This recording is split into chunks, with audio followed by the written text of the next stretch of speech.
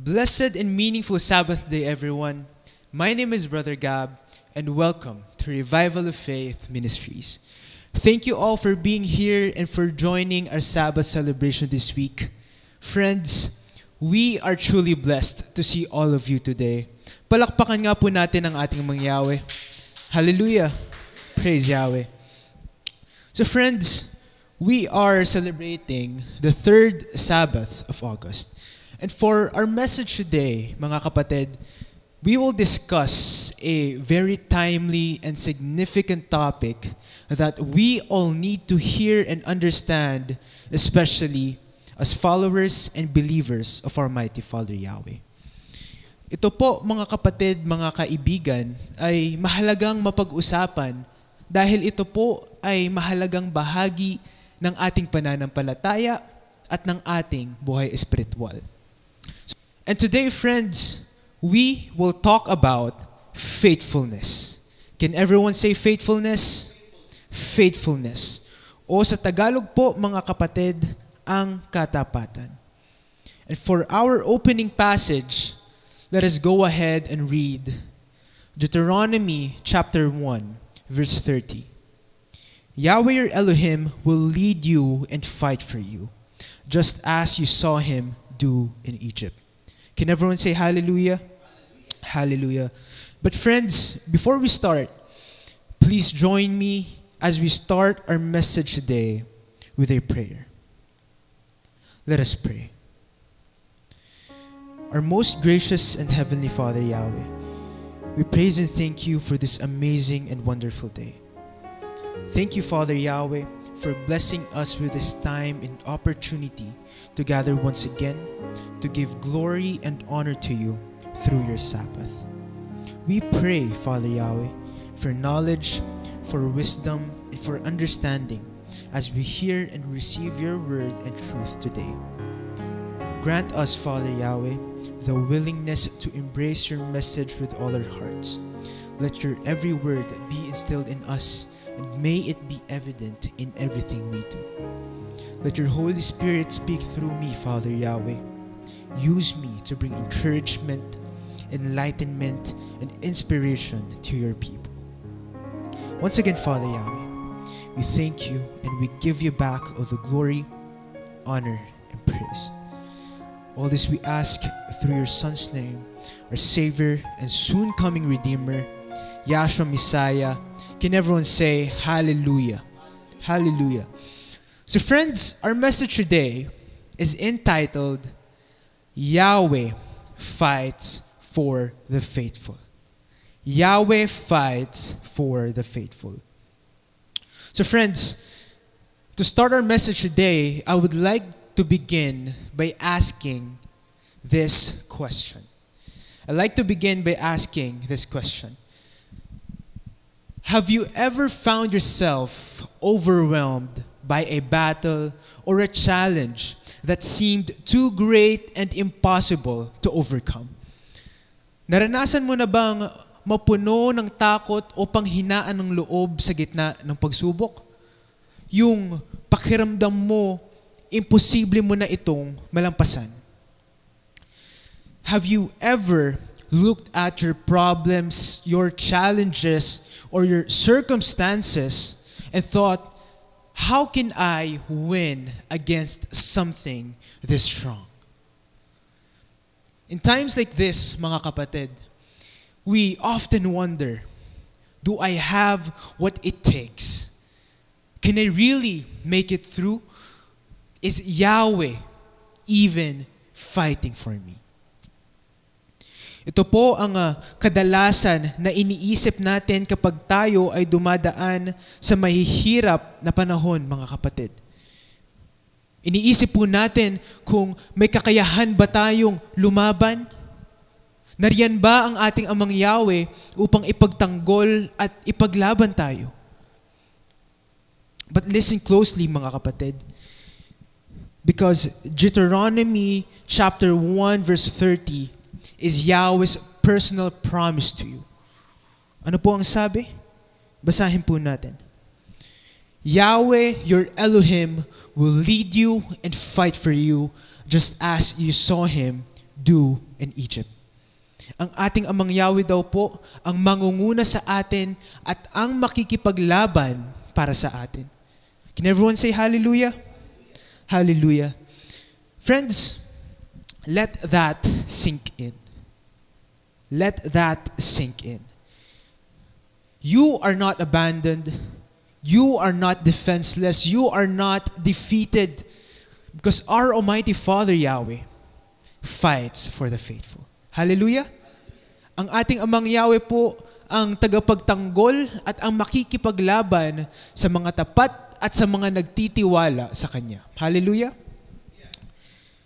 Friends, our Almighty Father Yahweh doesn't wait for you to be strong enough.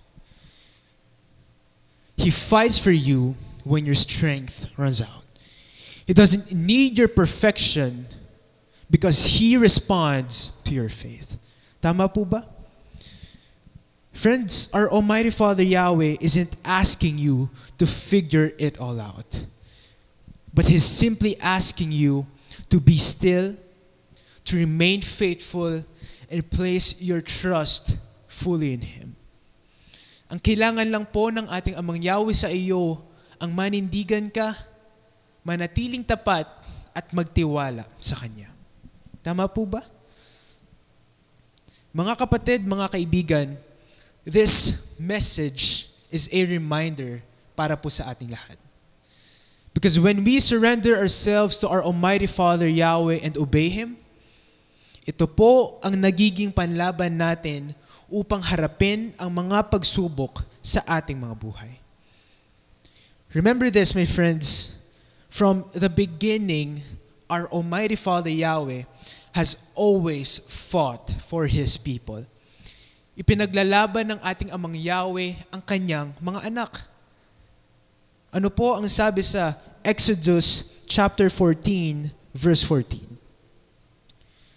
You will not have to do anything but stay calm. Yahweh will do the fighting for you. Can everyone say hallelujah?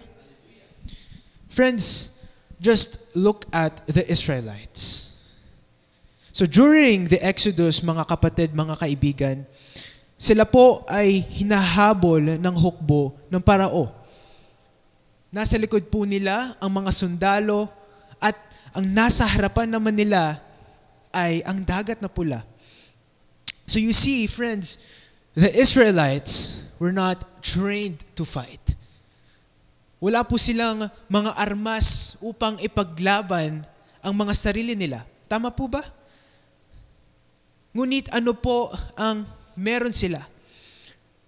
They had our Almighty Father Yahweh. And that, my friends, was more than enough to defeat their enemies. Hallelujah? Friends, our Almighty Father Yahweh split the Red Sea. He drowned their enemies and He proved that when He fights, we win. Can everyone say hallelujah? And that's why, mga kapatid at mga kaibigan, I encourage everyone today to surrender your anxieties and your problems to our Almighty Father Yahweh. Isuko po ninyo sa ating Amang Yahweh ang lahat ng inyong alalahanin. Ibigay ninyo sa Kanya ang inyong mga takot, pasanin, pangamba, at problema. Friends, it doesn't matter kung ito man ay malaki o maliit na problema na kinakaharap mo sa iyong buhay. Remember this, friends. When Abba Yahweh goes with you, victory is certain. Let me repeat that, mga kapatid. When Abba Yahweh goes with you, victory is certain. Victory is certain. Why? Because He will fight your battles for you. Kaya ano po ang sabi sa Deuteronomy chapter 20, verse 4? Yahweh your Elohim goes with you to fight for you against your enemies and to save you. Hallelujah! Friends, always remember this. Always remember this, mga kapatid, that you don't have to fight alone. Because our Almighty Father Yahweh goes before you. He defends you and He delivers you. And all He asks is that you trust Him enough to take the first step in faith. Tama po ba? You see, friends, even if everything seems to be against you, don't lose hope. Again, even if everything seems to be against you, don't lose hope. Huwag ka pong mawawalan ng pag-asa because our Almighty Father Yahweh is still on your side. And friends, when Abba Yahweh is for you, nothing and no one can stand against you. Can everyone say hallelujah?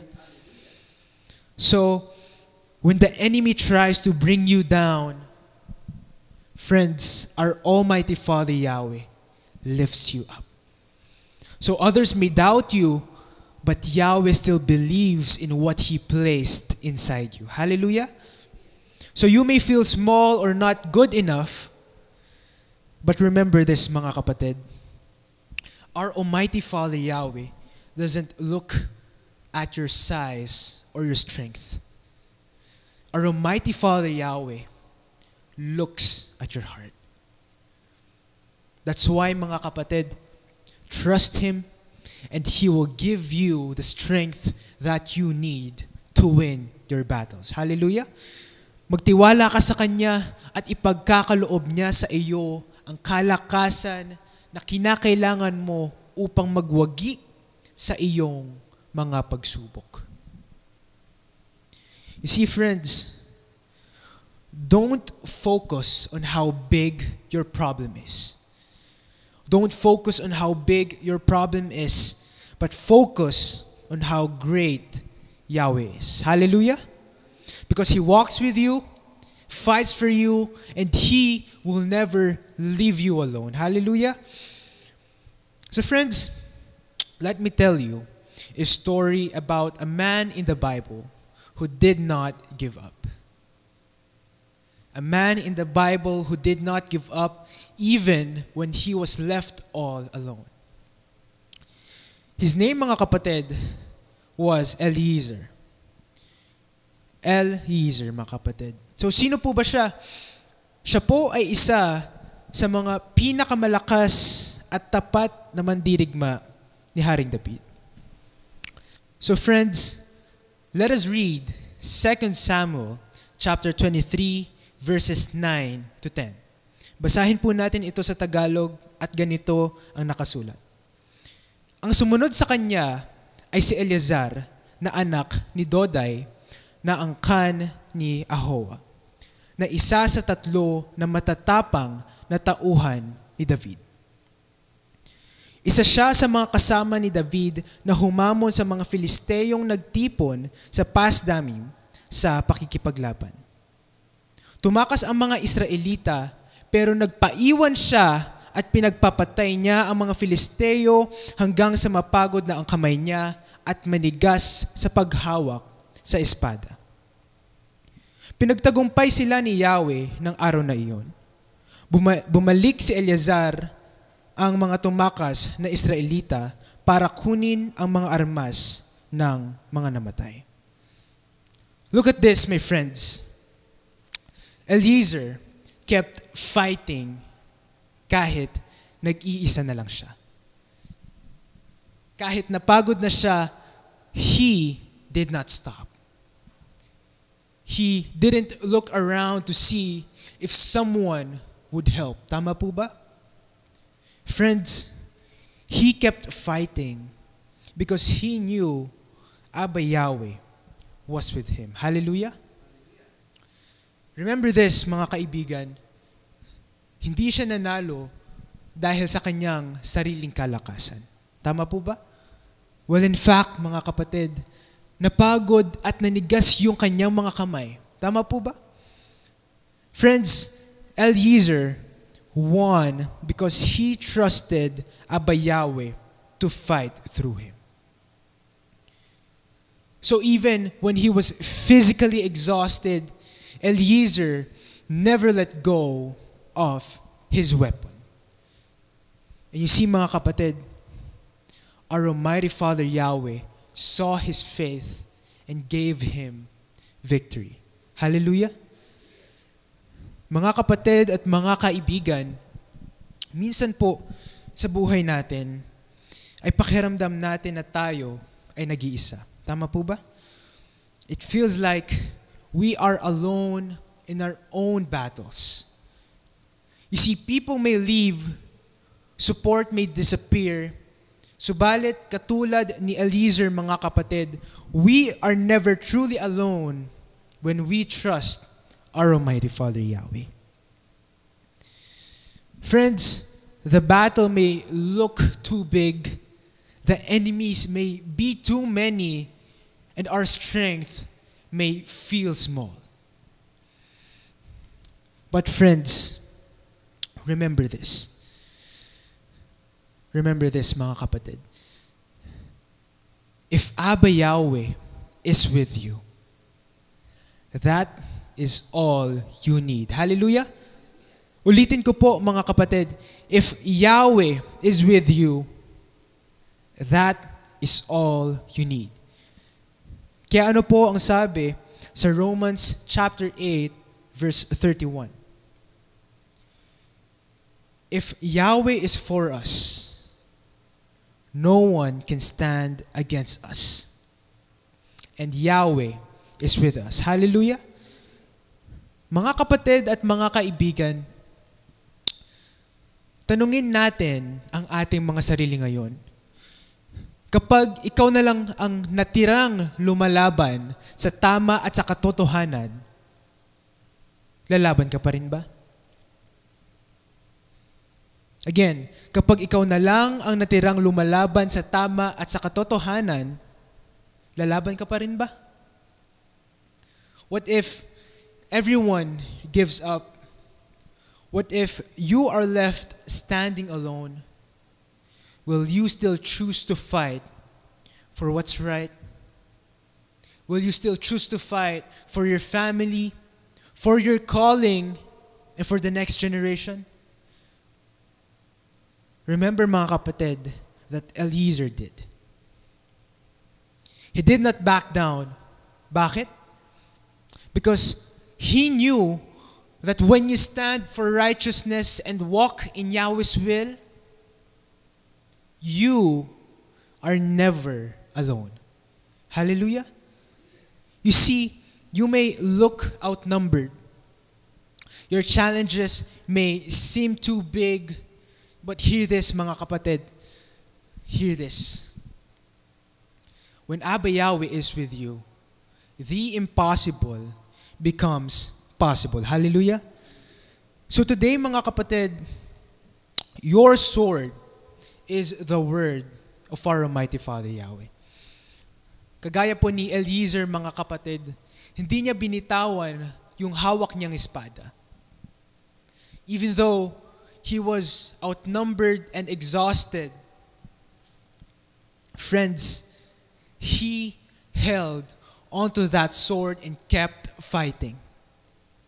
So now, mga kapatid, mga kaibigan, Abba Yahweh's word is your sword. Kaya, do not let go of it. Do not let go of it.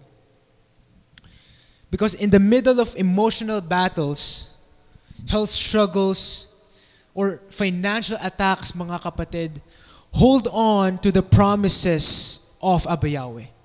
Dahil ano po ang sabi sa Ephesians chapter 16, verse 17?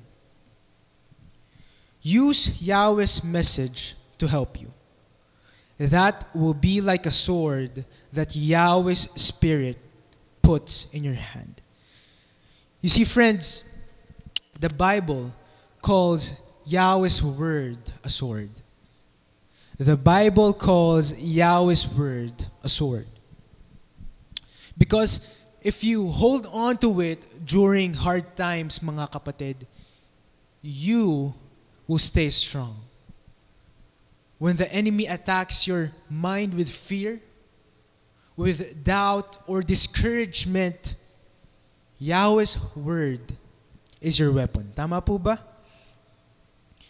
Kaya mga kapatid, do not fight back with emotions alone. Ulitin ko po, do not fight back with emotions alone.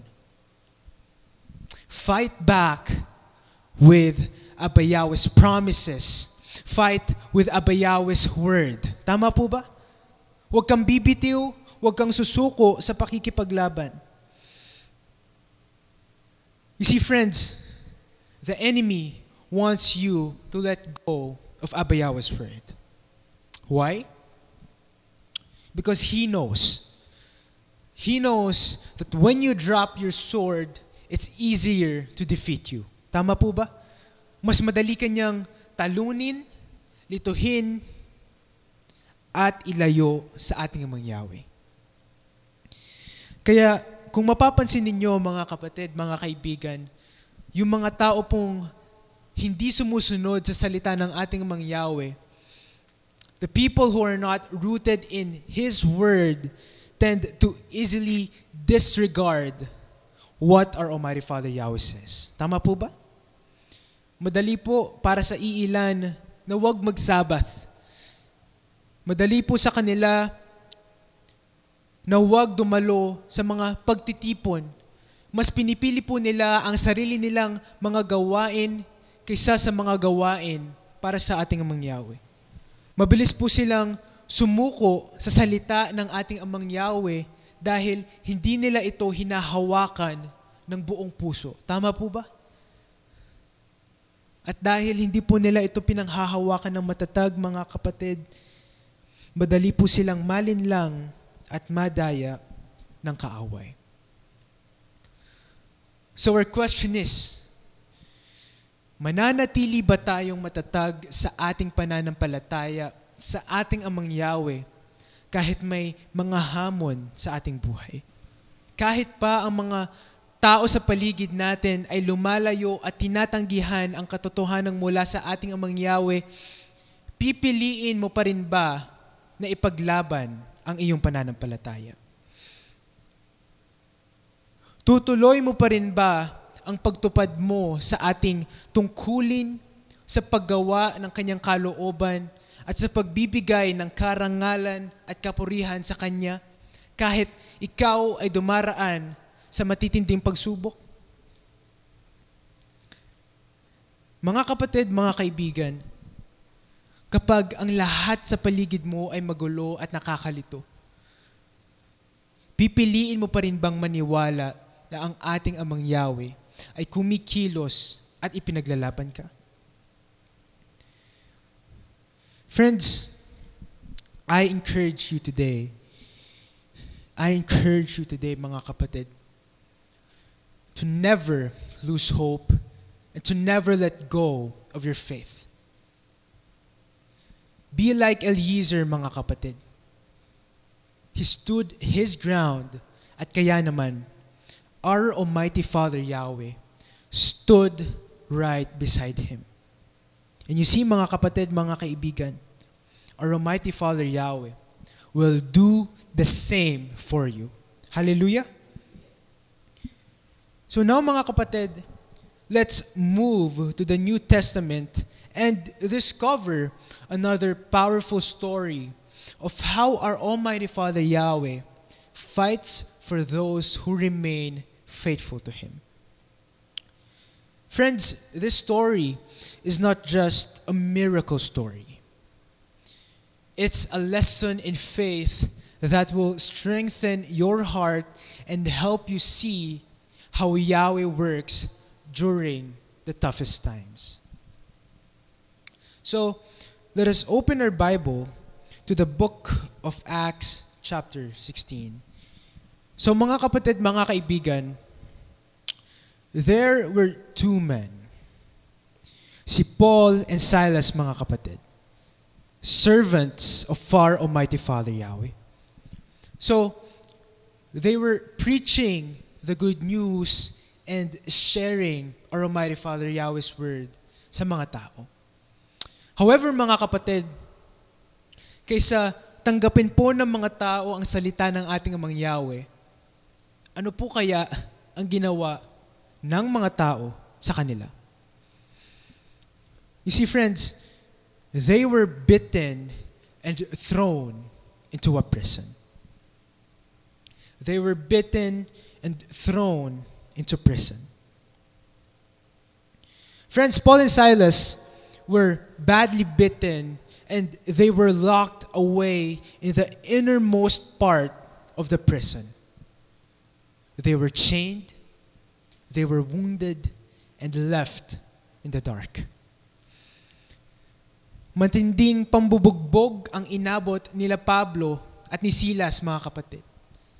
Sila po ay kinulong sa pinakaloob ng bilangguan. Nakagapos, sugatan, at iniwang nasa diliman. Subalit kahit na ganoon po ang nangyari sa kanila, mga kapatid, patuloy po silang kumapit sa kanilang pananampalataya sa ating Amang Yahweh. They continued to worship and praise our Almighty Father Yahweh. Sila po ay nanatiling tapat sa kanilang pananampalataya sa ating Amang Yahweh. Ano po ang sabi sa Acts chapter 16, verse 25? About midnight, Paul and Silas were praying and singing songs to Yahweh. The other prisoners were listening to them. Hallelujah! So, ano nga ba ang ginawa nila Paul at Silas, mga kapatid? Sa gitna po ng matinding pagsubok, habang sila po ay nakakulong, sugatan at pinahihirapan, hindi po sila tumigil magdasal at sumamba sa ating Amang Yahweh. Can everyone say hallelujah? You see, friends, they had every reason to stay quiet. They had every reason to give up, and they have every reason to shrink back in fear. But you see, hindi po nila pinayagan na ang kanilang kalagayan ang magdikta ng kanilang pananampalataya. Hallelujah? Friends, Paul and Silas, they refused to let their pain silence their praise. Hindi po nila hinayaan na ang kanilang sitwasyon napigilan sila sa pagbibigay ng papuri at karangalan sa ating Amang Yahweh. Instead of bowing to fear, they chose to lift up their voices in faith. Kaya mga kapatid, mga kaibigan, do not let your pain steal your praise. Ulitin ko po, do not let your pain steal your praise. Like Paul and Silas, mga kapatid, let your worship shake the very foundations of your prison. Let your worship shake the very foundations of your prison. Sa panahon natin ngayon, mga kapatid, kahit wala pa ngang mabibigat na pagsubok, marami na agad ang sumusuko sa kanilang pananampalataya. Tama po ba? Mas pinipili po ng iba na talikuran ang kanilang mga tungkulin para sa ating Amang Yahweh, kapalit lang ng pansarili nilang kagustuhan at kaginhawaan. Pinapagpalit po nila ang paglilingkod, ang pagsasamba, at ang pagsunod sa kanyang salita. Dahil lang sa mga bagay na pansamantala. Friends, a lot of people today choose convenience over commitment. Tama po ba? They choose pleasure over obedience. They choose their will instead of Yahweh's will. Ito po ang katotohanan na nangyayari sa panahon natin ngayon. However, friends, alalahanin po natin si Paul at si Silas. Hindi nila ipinagpalit ang kanilang pananampalataya kahit sa gitna ng kadiliman.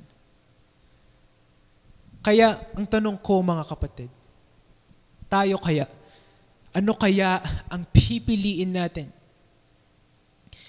Friends, Paul and Silas could have easily given up and walked away from their mission. Tama po ba? They could have said, this is too much. They could have chosen comfort over calling and safety over surrender. But the thing is, they didn't. Why? Bakit po kaya? Because they understood that obeying Abba Yahweh's will was far more valuable than protecting themselves from pain. Tama po ba? Again, they understood that obeying Abba Yahweh's will was far more valuable than protecting themselves from pain. So even when the crowd turned against them and the pressure intensified, mga kapatid, Paul and Silas stood their ground. Paul and Silas stood their ground. They did not panic. They did not complain. They did not retreat, but they held on to their calling with unshakable faith. They held on to their calling with unshakable faith. They simply worshiped, mga kapatid, and our Almighty Father Yahweh responded.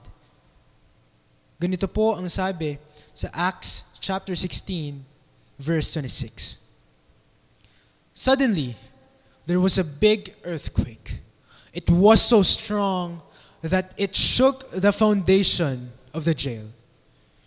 All the doors of the jail opened, and the chains on all the prisoners fell off. Hallelujah. Look at this, mga kapatid. Abba Yahweh did not send down fire from heaven. Hindi niya po yung ginawa. He didn't need an army of angels to make a statement.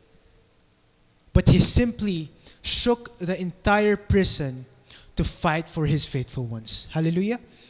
And you see, friends, when our Almighty Father Yahweh moves, no chains can hold you, no prison can stop and contain you, and no enemy can silence your praise. Hallelujah.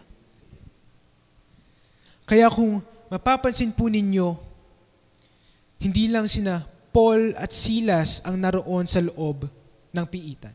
Tama po ba? Meron po silang ibang kasama.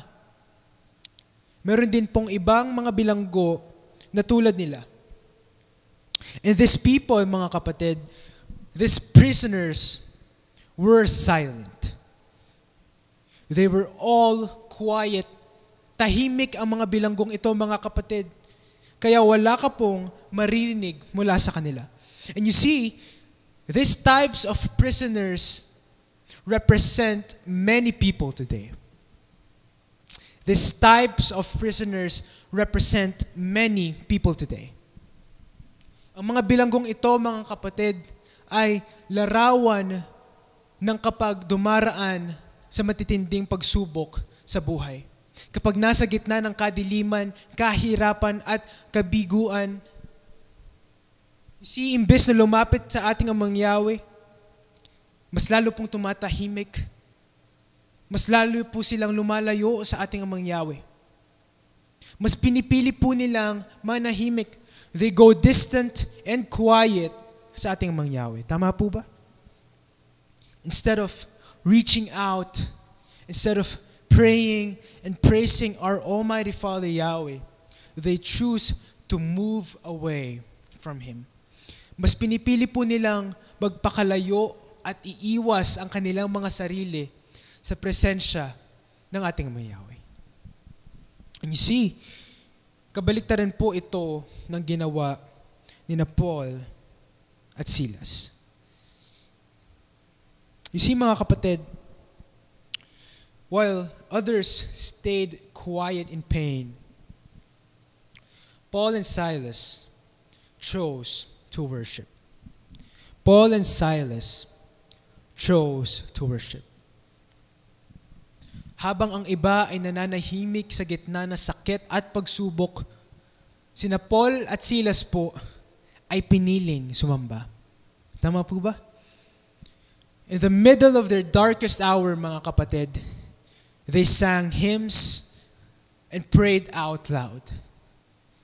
Sila po ay umawit ng mga himno at nanalangin ng malakas sa ating Yahweh. Hallelujah! At alam ninyo, mga kapatid, kung ano po ang nangyari? Ang kanilang pagsamba ay umabot hanggang langit. So you see, when our Almighty Father Yahweh heard their prayers and their singing, He responded. Tumugon po sa mga panalangin at pagsamba nila Paul at Silas ang ating Yahweh. Suddenly, mga kapatid, there was a violent earthquake that shook the prison's foundations. Tama po ba? The prison doors flew open, the chains on their feet fell off, and the prisoners were set free. At ano po kaya ang matututunan natin mula rito, mga kapatid? What can we learn from this? Kung sina Paul at Silas po ang mga nanalangin lamang, ang mga umawit lamang, bakit lahat ng bilanggo ay napalaya?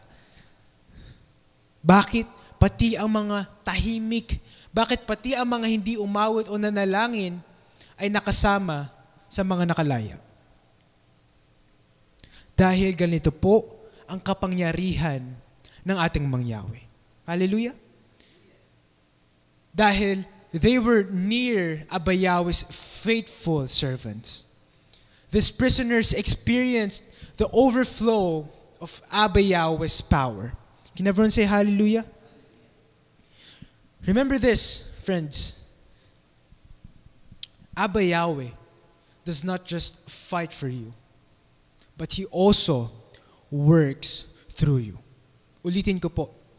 Our Almighty Father Yahweh does not just fight for you, but He also works through you.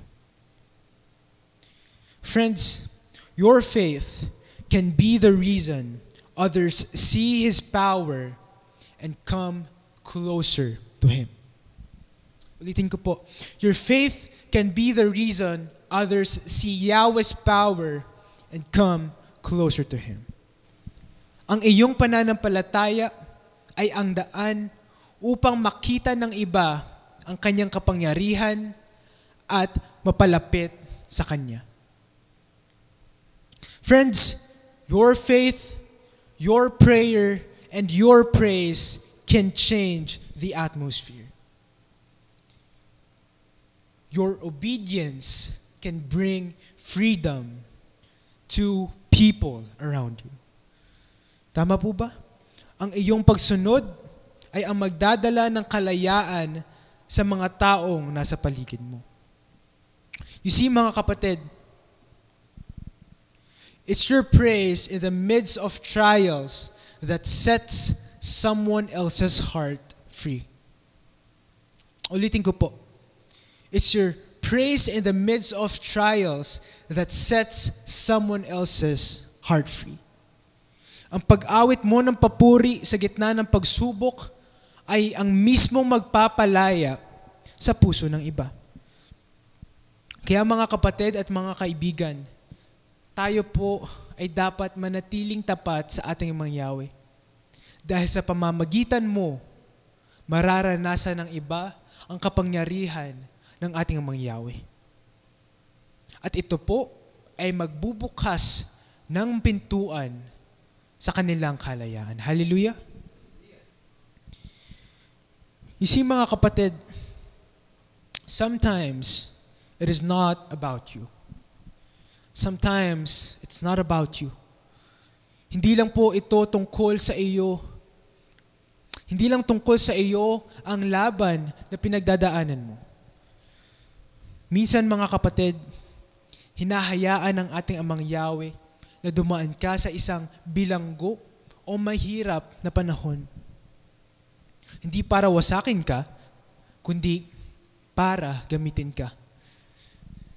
Friends, our Almighty Father Yahweh allows you to go through a difficult season not to destroy you, but to use you for His purpose. Hallelujah? Yes, mga kapatid, you heard it right. Minsan, ginagamit ng ating Amang Yahweh ang mga hamon mo sa buhay para maipakita niya ang kanyang kapangyarihan sa ibang mga tao. Hinahayaan ng ating Amang Yahweh na maranasan mo ang panahon ng pagsubok para iparanas sa iba ang kanyang kapangyarihan sa pamamagitan ng ating pananampalataya. Tama po ba? That's why, mga kapatid, do not be discouraged kapag may mga pagsubok sa iyong buhay. Do not be discouraged kapag may mga pagsubok sa iyong buhay because Abba Yahweh is reaching other people through your situation. Abba Yahweh is reaching other people through your situation. That's why don't stop praying in trials. Don't stop praising when you feel alone. Because your faith and obedience to Abba Yahweh can bless other people around you. Hallelujah. Again, your faith and obedience to Yahweh can bless other people around you. Ang iyong pananampalataya at pagsunod sa ating Amang Yahweh ay maaaring maging pagpapala sa mga taong nasa paligid mo. So maaaring ikaw lang ang umattend ng Sabbath service sa inyong pamilya. Ikaw lang ang nananalangin sa ating Amang Yahweh. Ikaw lang ang nagpapakita sa mga gawain ng assembly. At minsan, napapagod ka na rin. Minsan, parang gusto mo nang sumuko. Pero mga kapatid, huwag kang panghinaan ng loob. Do not be discouraged. Keep serving our Almighty Father Yahweh with all your heart. Magpatuloy ka sa paglilingkod sa ating Amang Yahweh ng buong puso. Why? Because your prayers and your worship are never in vain. Hallelujah? Your prayers and worship are never in vain. Kaya ano po ang sabi sa 1 Peter chapter 3, verse 12? Yahweh sees the good people and listens to their prayers. Yahweh sees the good people and listens to their prayers. But Yahweh is against those who do evil. Can everyone say hallelujah? Friends, your worship and prayers have power. Ulitin ko po. Your worship and prayers have power. They're not just breaking your chains, mga kapatid, but also the chains of those around you. Hallelujah. Hindi mo man nakikita ngayon, but remember this, mga kapatid. Yahweh is working in the background. Friends, just remember this. Ang pananampalataya mo ngayon ay magiging dahilan ng kalayaan ng ibang tao bukas. Tama po ba? Kaya huwag kang bibitaw. Because Abba Yahweh is using you for His glory. Hallelujah? So, whatever trials and challenges you feel stuck in right now, whether it's emotional, financial, or spiritual, friends, keep praising, keep praying, and keep trusting our Almighty Father Yahweh. Don't give up. Don't give up, mga kapatid. Like Paul and Silas, your struggle is not the end of your story. Tama po ba? You see, our Almighty Father Yahweh is still fighting for you. Again, our Almighty Father Yahweh is still fighting for you. So keep standing strong in faith, mga kapatid. Because your breakthrough is on the way. Hallelujah. Ang palakasin po ninyo, mga kapatid, ang inyong pananampalataya sa ating Amang Yahweh. Dahil yan po ang hinahanap ng ating Amang Yahweh. Ang matatag na pananampalataya. Friends, don't forget. Huwag po nating kalimutan, mga kapatid, that our own strength cannot make us succeed. Our own strength cannot make us succeed. You see, we need our Almighty Father Yahweh to lead us and lift us. Tama po ba?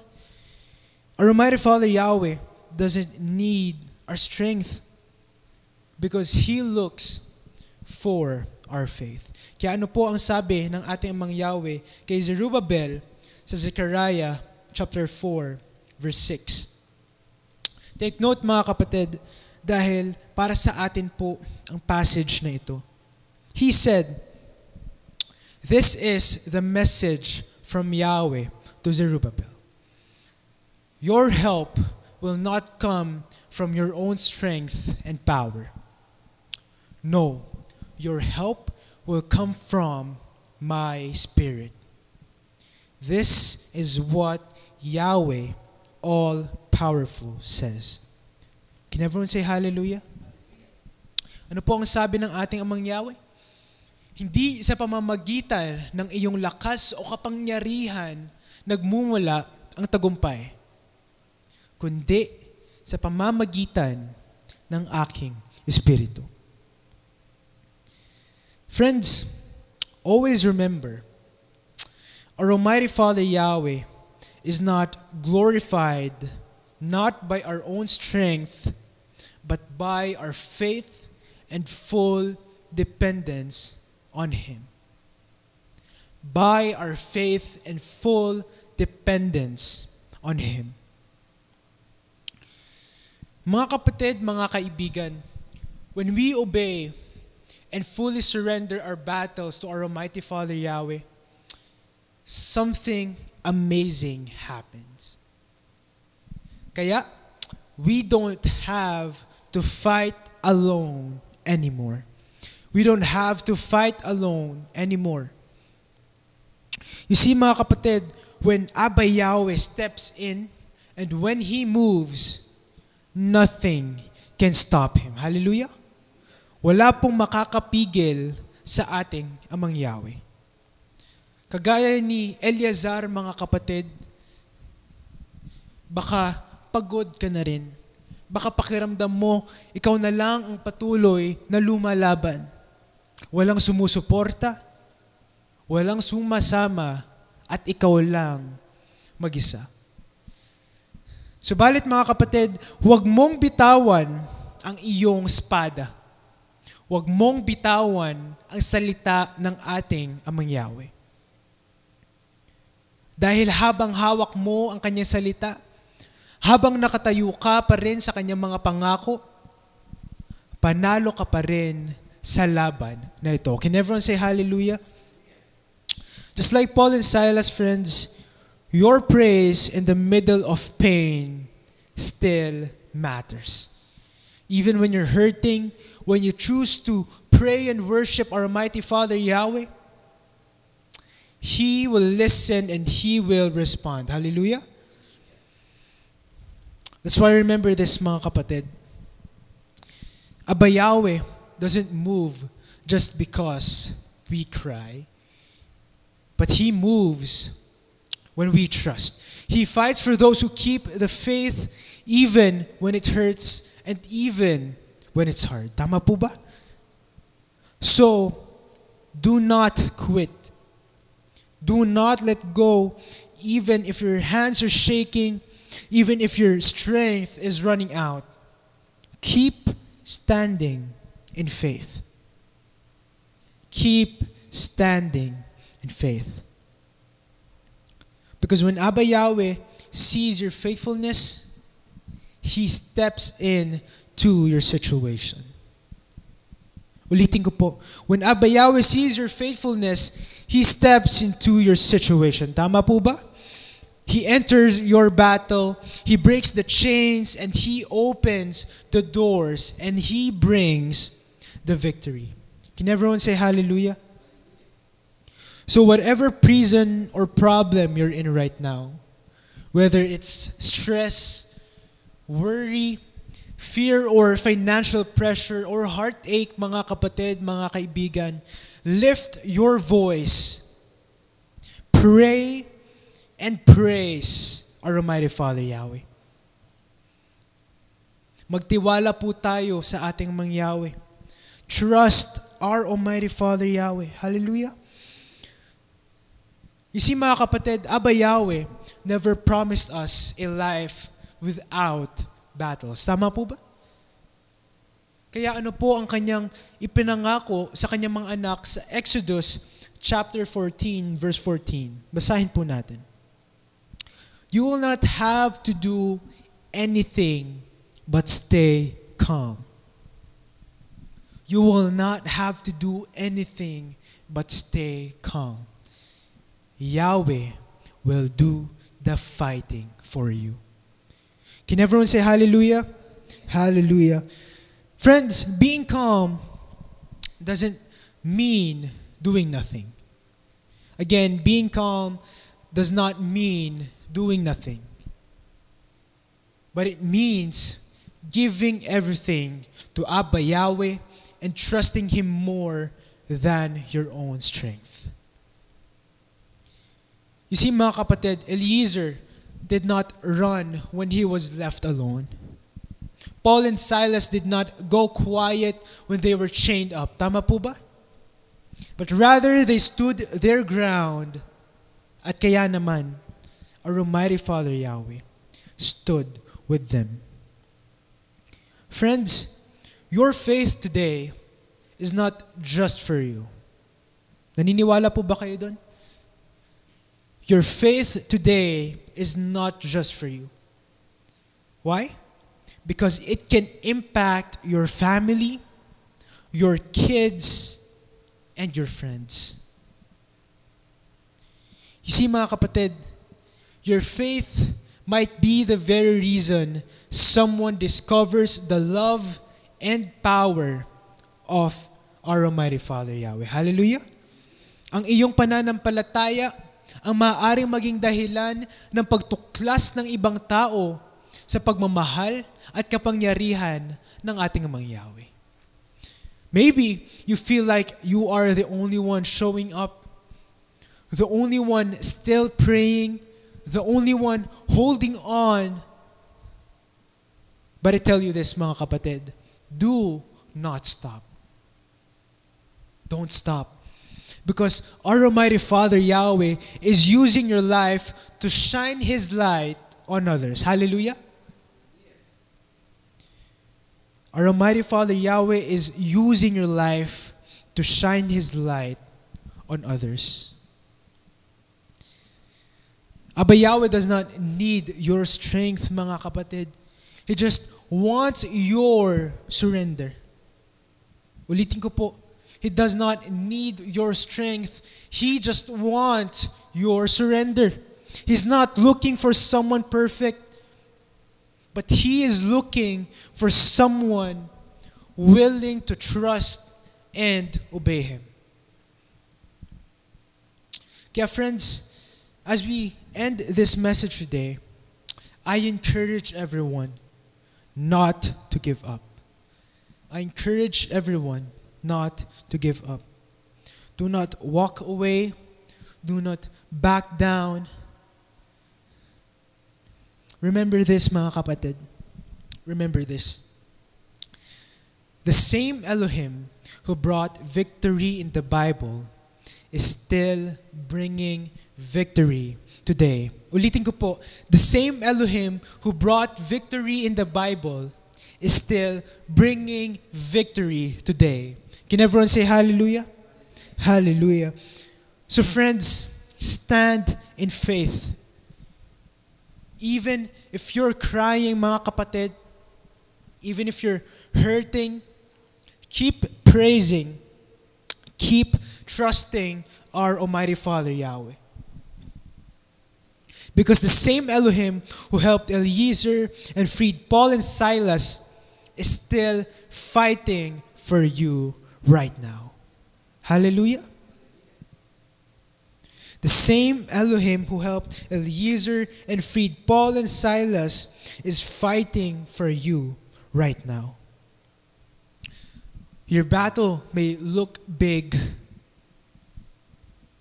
but our Almighty Father Yahweh is bigger than your battles. You may feel outnumbered, but with Abba Yahweh on your side, you are never outmatched. Hallelujah. So rise up again, mga kapatid, because this is not the end. Hindi po ito ang katapusan. This is the setup for your breakthrough. Hallelujah. Because when Abba Yahweh fights for the faithful, no enemy can win. Kaya, manatili kayong matatag sa pananampalataya. Patuloy kayong lumaban, patuloy kayong sumamba, at patuloy kayong magtiwala sa ating Amang Yahweh. Tandaan natin, mga kapatid, tandaan po natin ito, nakasama natin ang ating Amang Yahweh sa bawat laban at hindi niya tayo pababayaan. Tayo po ay magpatuloy dahil ang tagumpay ay nasa dulo ng ating pagtitiis at pananampalataya sa ating Amang Yahweh. Tama po ba? And for our closing passage, mga kapatid, let us turn our Bible in Isaiah chapter 43, verse 2. It says, "When you pass through the water, I will be with you. When you walk through fire, you will not be burned." Can everyone say hallelujah? That's why, friends, remember this. Remember this. Abba Yahweh does not promise a life without battles. Our Almighty Father Yahweh does not promise a life without battles. He promises His presence in the middle of them. Ulitin ko po, He promises His presence in the middle of them. So today, mga kapatid, lay down your fear, lift up your faith, and let our Almighty Father Yahweh fight for you. Hallelujah. Hayaan mo ang ating Amang Yahweh ang lumaban para sa iyo. No matter the battle you face, Abba Yahweh is already there. No matter the enemy you see, Abba Yahweh has already conquered it. Can everyone say hallelujah? Hallelujah. Again, friends, thank you so much for joining our Sabbath celebration this week. And I hope and I pray that you all found encouragement and strength through our message today. Friends, a blessed and meaningful Sabbath day. Revival of Faith Ministries. Hallelujah. Let us stand up and receive Yahweh's blessings. Yevareka ka Yahweh v'iyish mereka, Yair Yahweh paneveleka v'ikunika, Yesa Yahweh paneveleka v'yesem leka shalom. May Yahweh bless you and keep you. May Yahweh make shine His face on you and be gracious to you. May Yahweh lift up His face unto you and give you peace. May Almighty Father Yahweh bless us all. Hallelujah.